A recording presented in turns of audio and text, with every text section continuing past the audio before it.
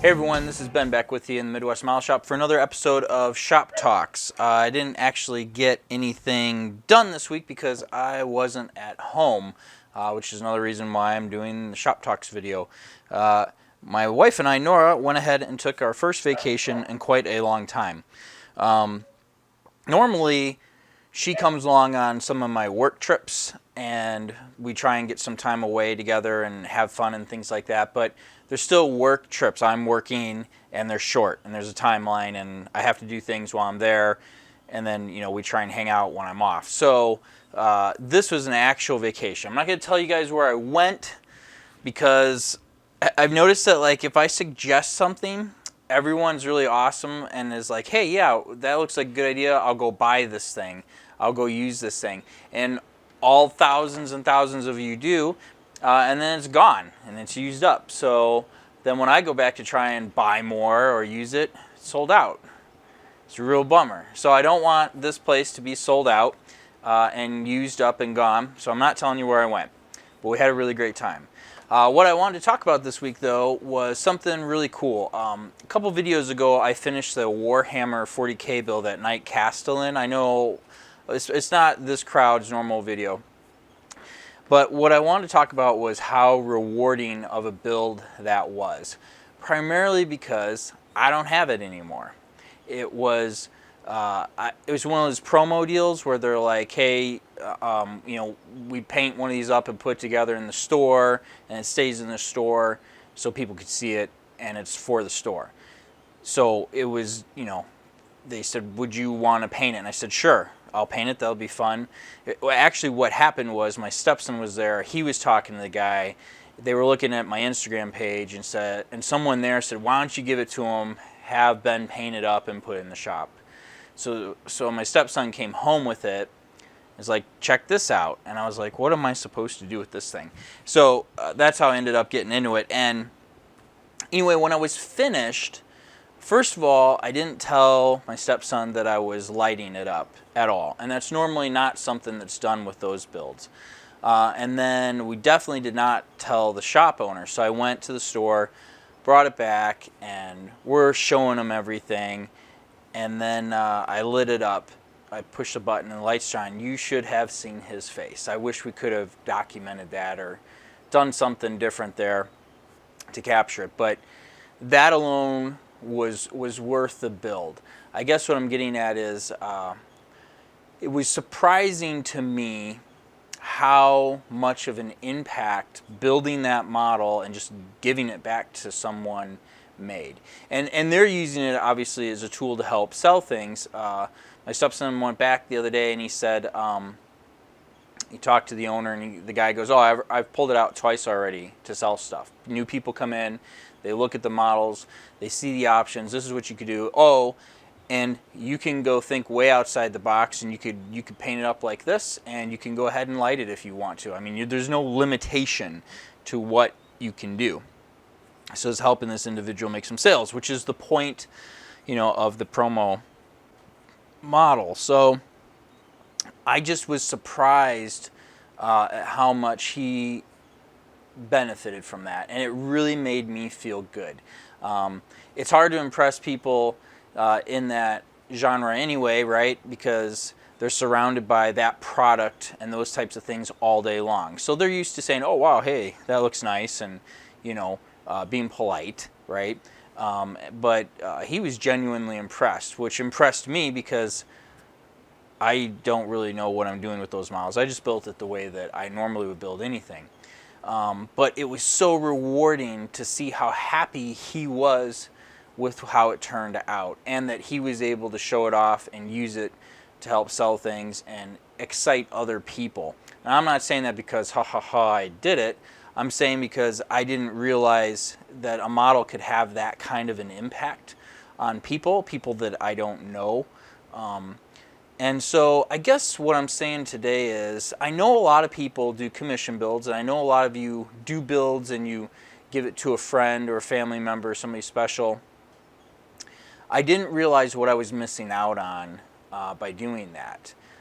The reward that comes from sharing this hobby with people, even with just the finished product. Just here you go. I made this for you. That hasn't happened to me in model building for a long time. I guess because I don't really have a close circle of people that would want something that I made. So if you have an opportunity to build a model and give it to somebody and have it mean something to them, you should do it, I guess is what I'm saying. Even if it's just for a friend, that builds models anyway, or I don't know, something to encourage each other with. I don't really know where to go with that, other than I just wanted to say that it was really awesome. I didn't realize how great it was, how great it would be to give this to him. In fact, the store owner, I don't think he's impressed by a lot of things that easily, so I was a little nervous he was just going to get it and go, oh, hey, thanks, appreciate it, Ben, and just do whatever he does with it, put it on the shelf, which would have been a little bit of a bummer. My stepson was super stoked about it, so that was worth it. So, yeah, it's Christmas season, and I don't know, just kind of a way to give back and share something, even if you have someone who, a grandchild, a child, a neighbor who has a kid, make them a model airplane. Don't do a ton of detail. Make it something they can play with, right? Run around and get the inspiration going. And one day it'll break, or they'll mess it up, but they might be like, well, where did that come from? How did you do this? Wait, this is something you build? This is something I can put together? Anything to inspire the imagination, right? And get the creative juices flowing, I think is awesome. So, I don't know, I guess that's what I'm saying, is I want to encourage everybody to think about that. Now that I am home, back to Titanic. In the last episode, I showed how to put the rigging up on the funnels. It's right over here. And all of the rigging is done on the entire port side. Rigging is done on funnel number 1, starboard side, so I've got to do 2, 3, and 4 funnels starboard side. That'll be done. And then I think after that we're going to go ahead and hit I got a couple of benches I can put in. Now I'll just do that real quick. And then I think it's time to do the lifeboats. Yeah, we're going to do that. And I'm going to email my client. Actually, I'm going to do that right after this.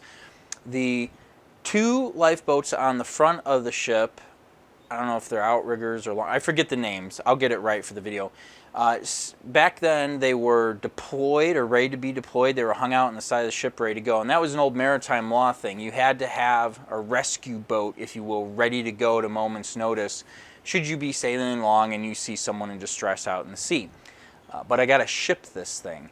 And my client's intent is to display this model, I believe, is kind of like an admiral's model, right? Like, or like a shipbuilder's model, where this is what the ship is going to look like when it's finished, type of thing. So I don't know if he wants it swung out or not. I'm going to email him about that. And then, yeah, we'll go ahead and get the lifeboats up. And I think that'll be a really cool episode, and I hope it moves along. I got to tell you what, one of the things that has happened in every large ship build is towards the end, you run into the grind. Something you have to grind out. And I don't really remember what, on the Arizona, I think it was all the figures. When I get to the Enterprise, it's probably going to be the air wing and the figures. The air wing will be more interesting than the figures. Missouri was absolutely the Oerlikon cannons. I can't complain enough about that. Fortunately, 3D printing has come to the rescue in the future here. Titanic, there hasn't been any one thing that's set itself apart from everything else so far in this build. It's just been several things, and those of you who finished the build know it. Certain things are really repetitive, and it happens over and over, and they're super tedious, and it takes forever. Absolutely takes forever. I get emails every once in a while, when are you going to do this next? When's your next video going to be? When are you going to knock this out? And I've had to tell people, like, dude, you don't want, you may want to watch me paint however many lifeboats this thing had, one at a time from start to finish for 30 hours. Like, you may want to do that. But of all the thousands of subscribers I have, it's like you and one other person asking for that. I mean, no one wants to sit through watching that. So there's just a lot of dead air, right? I mean, you don't need to watch me rig all 4 funnels. It's the same. I showed you how to rig one, do it 3 more times. It's the same. It's boring. It's not good entertainment, which is why I don't do that. And I basically, my attitude is, if I wouldn't want to watch it, I don't put it in a video for you guys. If I felt that something wouldn't be helpful to me building the video, like building the model, like if I was watching me and I'd be like, I really want to know A, B, C, and D, I hope that's in the video, I put it in there. Even if it's not a lot of fun to watch, it might be helpful to somebody down the road. You could just skip through it, right? But if it's just boring and repetitive and over and over and over again, I don't include it, because I personally don't watch those things. Guys who set up the cameras and they just build and they build and they build and they build, and they don't talk and nothing happens. For me personally, I don't care for that. Unless but the guys I do watch who just build straight, they're usually talking and they usually have something really good to say. And so I will put their videos up while I'm sitting here working on stuff that's really monotonous, right? It's great to watch fellow model builders, or at least listen to them talk. You never know what you're going to hear them say. Usually there's some amazing tips come flying out of their mouths. So you can never learn enough, really, with anything in life, but definitely in this hobby, right? So anyway, yeah, I think that's it. I'm going to go ahead and get back to it, shoot the email off to my client. I hope you're all doing well, and let's get another Titanic video out soon. Talk to you soon.